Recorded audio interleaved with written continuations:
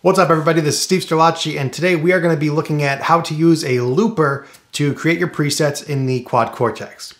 So this is something I do all the time and something that I've always done in all of my multi-effects units, so I was really happy when DSP added a looper into the Quad Cortex. This makes preset building a heck of a lot easier, especially if you're someone who really wants to dial things in and really pay attention to hearing what you're building rather than having to play and listen at the same time.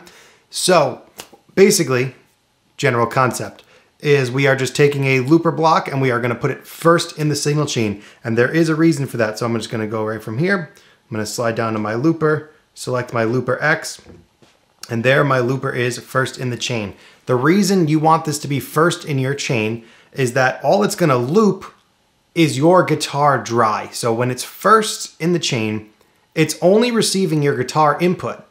So it's like, it's as if it's the first pedal in your signal chain, therefore your guitar is just plugged directly into the looper. So it's gonna loop your dry guitar sound so that anything that you put in the signal chain will be affected by the changes.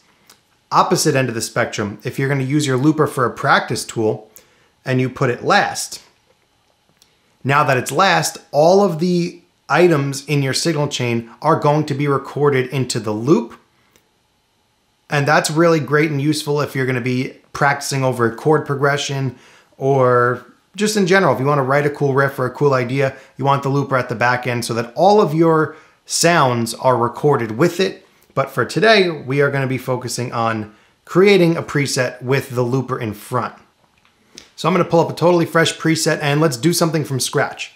So since it's available, I'll be stealing my wife's new Kiesel Solo, which is a very, very nice telly. Don't tell her that I'm using it. So here we go. First in the chain, we're going to add that looper. So now I could just, it doesn't matter what you're hearing here, but if I arm myself to record, it's waiting for a signal. I'm just going to play something basic that I want to build a sound around. All right, so now that we've got our loop, let's build a signal chain here. So I'm just going to throw a couple of things in.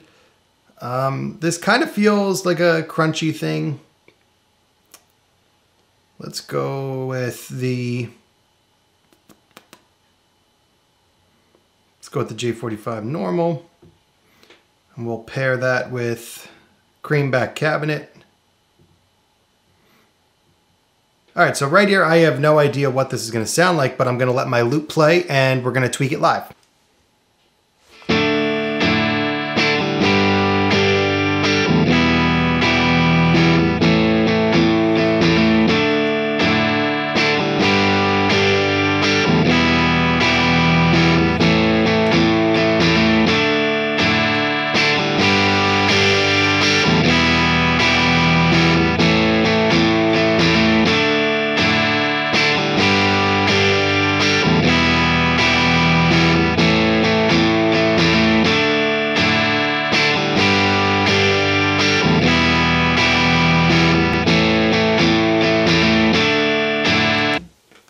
And pretty much you just rinse and repeat as you add things. This is, I picked the J45, which is something that always sounds best when you just dime everything, but you get the picture overall.